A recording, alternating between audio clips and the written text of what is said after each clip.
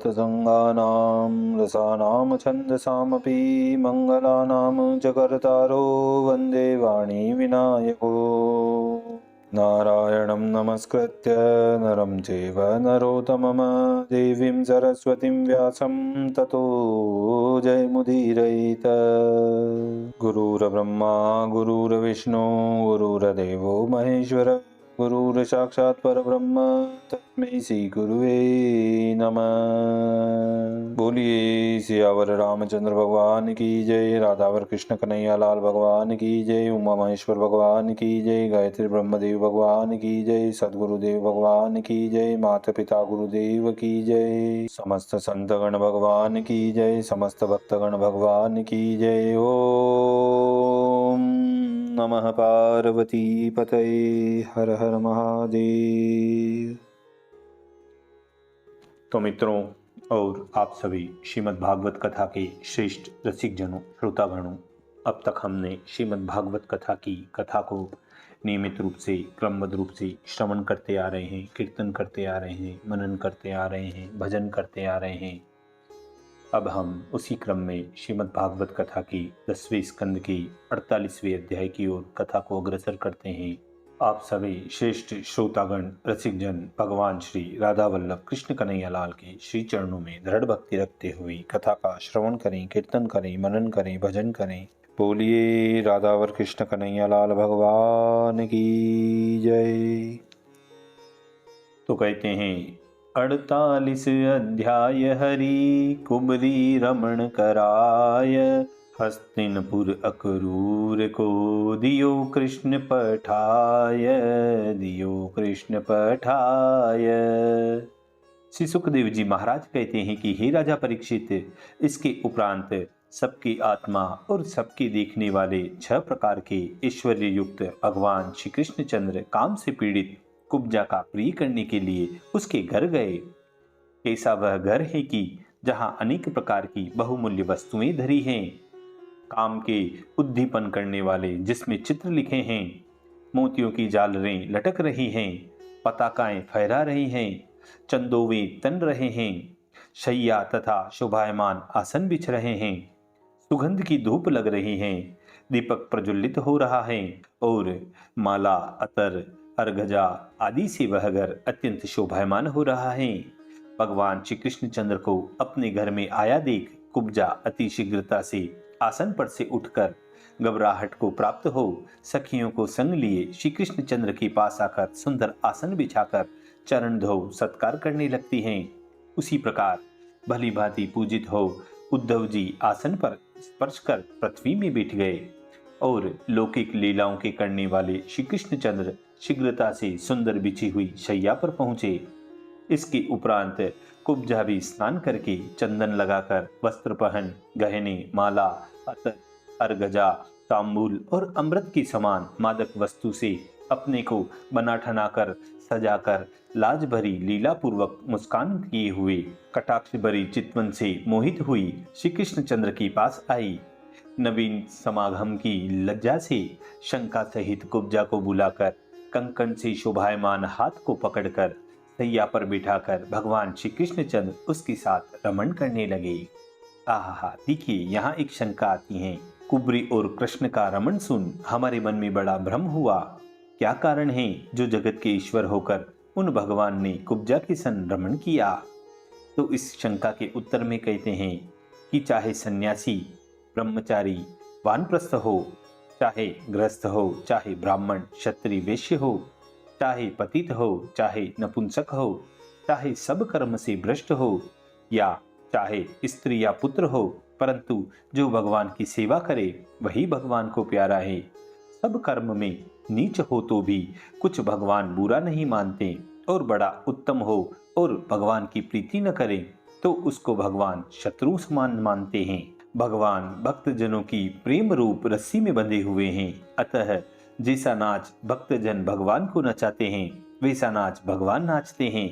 जैसे काष्ठ की पुतली नाचने वाले पुरुष के अधीन होती हैं, ऐसे ही भगवान भी भक्तों के अधीन हैं। और जैसे बेल की नाक में नाथ डाल के मनुष्य जहाँ चाहे वहां उसे ले जाता है, और वेद रूप कृष्ण वेद की ऋचा रूप कुब्जा भगवान की दासी थी। इसलिए जैसी कुब्जा ने इच्छा की वैसे ही भगवान ने उसकी अभिलाषा पूर्ण की। अथवा कहीं ऐसा भी लिखा है कि पुष्पांगी नाम एक वेश्या थी, परंतु भगवान में भक्ति करने वाली थी। उसने यह सुना था कि रामचंद्र वन को गए हैं, तब पीछे पीछे वह भी चली गई। वन में जाकर उसको भगवान का दर्शन हुआ और भगवान को देखकर वह मोहित हो गई और यह चाहा कि रामचंद्र जी के साथ मैं रमण करूं। एक समय रामचंद्र जी को अकेला पाकर उनकी कुटिया में यह जा बैठी।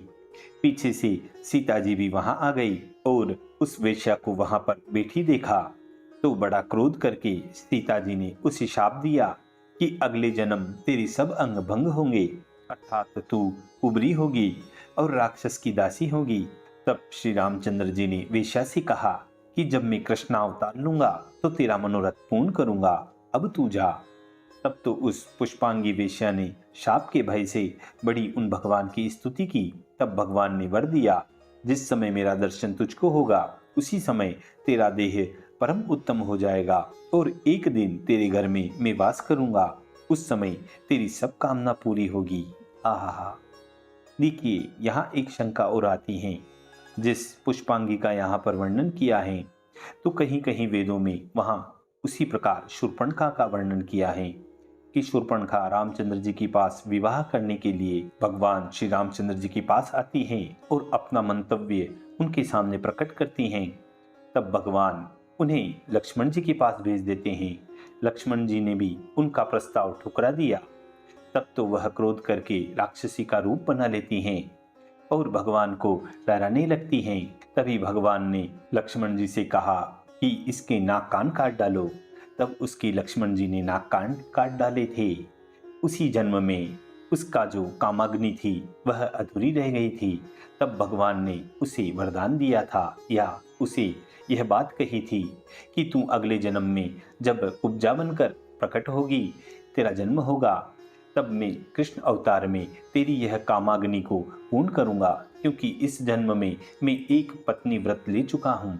इस प्रकार इस शंका का निवारण होता है। अब पुनः हम कथा की ओर चलते हैं, जहाँ कहते हैं, अहो भाग्य है कुब्जा जिसने चंदन लगाने के अतिरिक्त दूसरा कोई पुण्य नहीं किया था।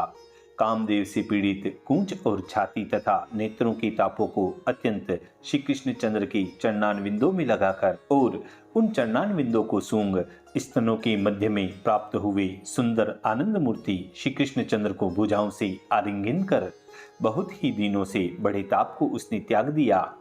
चंदन के अर्पण करने से मोक्ष के देने वाले दुर्लभ श्री कृष्ण चंद्र को पाकर अभागिनी कुब्जा ने यह मांगा, अहो हे प्यारे, यहाँ कुछ दिनों तक रहकर मेरे संग रमण करो।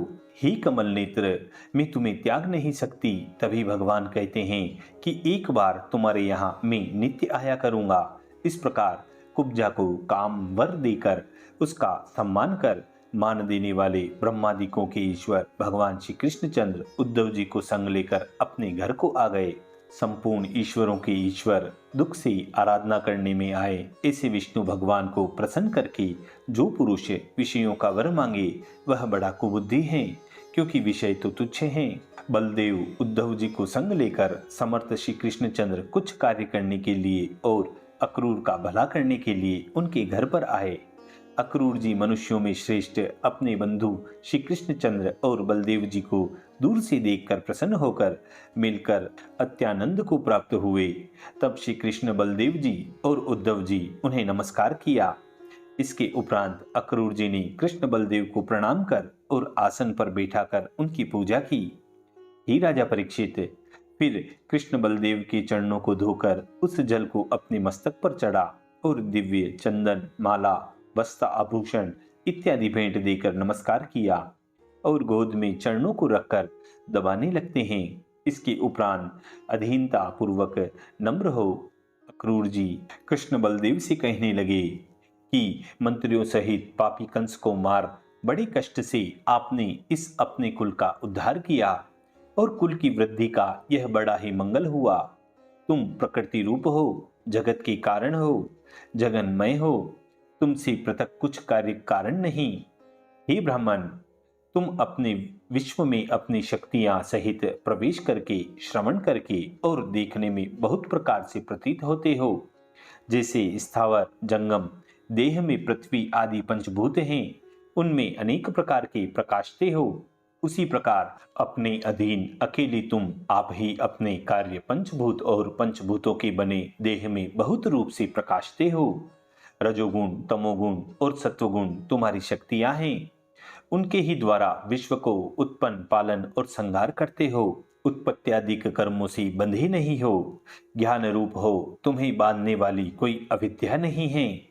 तुम्हारे तो बंधन की शंका संभव ही कहाँ। पर विद्योपाधि जीवात्मा की भी वस्तुतः जन्म तथा जन्म मूलक भेद नहीं है, क्योंकि देहादि उपाय का किसी प्रकार निरूपण होना संभव नहीं। अविद्या रहित होने से न तो आपके बंधन हैं और न मोक्ष हैं। जो हमें बंधन मोक्ष दिखाई देते हैं वे केवल अज्ञान से ही हैं। जगत का कल्याण करने के लिए तुम्हारा कहा हुआ सनातन वेद मार्ग जिस समय असाधुओं के पाखंड मार्ग से बाधित होता है, उस समय सगुण रूप धारण करते हो। हे प्रभु, तुमने इस संसार में पृथ्वी का भार उतारने के लिए अपने अंश बलदेव सहित वसुदेव जी के घर में जन्म लिया है, जिससे दैत्यों के अंश रूप राजाओं की अशोहिणी सेनाओं का संहार करोगे और यदुकुल के यश को बढ़ाओगे। हे ईश, आज हमारा घर निश्चय बड़भागी है। सब देवता, पितृ, मनुष्य, प्राणी, देव रूप तुम्हारे चरणारविंदों का धोवन जल गंगा रूप होकर लोगों को पवित्र करता है। तुम जगत के गुरु, अशोधज और भगवान हमारे घर में आए हो, इसलिए हमारा घर बड़ा भागी है। हे प्रभु, भक्त वत्सल, सत्य वक्ता, सबके हितकारी, कृत की जानने वाले, आपको त्याग कर कौन ऐसा बुद्धिमान है जो और की शरण में जाए। भजन करने वालों को तो तुम संपूर्ण कामना देते हो और अपना आत्मा तक भी दे देते हो, और तुम्हारे यह उत्तम है, यह नीच है, यह भेद नहीं होता। हे जनार्दन, आपने मेरे घर आकर दर्शन दिया, यह बड़ा मंगल हुआ। योगेश्वर और देवता भी आपके स्वरूप को नहीं जानते हैं। पुत्र, स्त्री, धन, हितकारी और देहादिकों में मोह की रस्सी रूप जो तुम्हारी माया है, वह हमें लिपट रही है, इसे शीघ्र ही काटो। भक्त अक्रूर जी ने इस प्रकार जब पूजन और स्तुति की, तब भगवान श्री कृष्णचंद्र वाणी से मोहित करके हुए मुस्कुराकर बोलते हैं। श्री भगवान बोले कि आप हमारे गुरु हो, इस कारण नित्य स्तुति करने योग्य हो। हम तुम्हारे लड़के हैं, हमारी रक्षा करो, पोषण करो और हम पर कृपा करो। हे पूज्यों में श्रेष्ठ, हे अक्रूर जी, तुम्हारे समान बड़भागी, कल्याण की इच्छा करने वाला मनुष्यों से नित्य सेवा करने योग्य हैं। देवता स्वार्थी हैं, साधु महात्मा स्वार्थी नहीं होते। क्या कहीं जलमय तीर्थ नहीं है और मृतिका शिलाओं के देवता नहीं हैं, किंतु वह सब बहुत दिन तक सेवा करने से पवित्र करते हैं, और साधु पुरुष तो दर्शन से ही पवित्र करते हैं।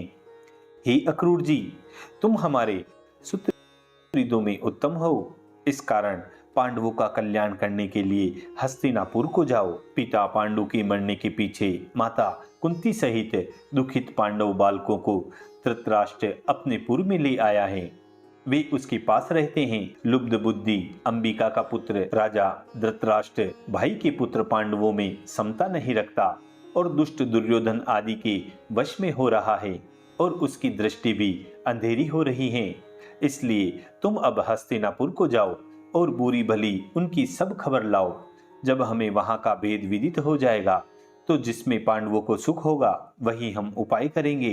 इस प्रकार अक्रूर जी से कहकर भगवान श्री कृष्णचंद्र बलदेव और उद्धव जी को संग लेकर अपने घर आ गए, और इसी मधुर संवाद के साथ श्रीमद् भागवत कथा की 10वें स्कंद की नामाष्ट चत्वारिंशु अध्याय 48वें अध्याय की पूर्णता व समाप्ति होती है। बोलिए श्री कृष्ण कन्हैया लाल भगवान की जय।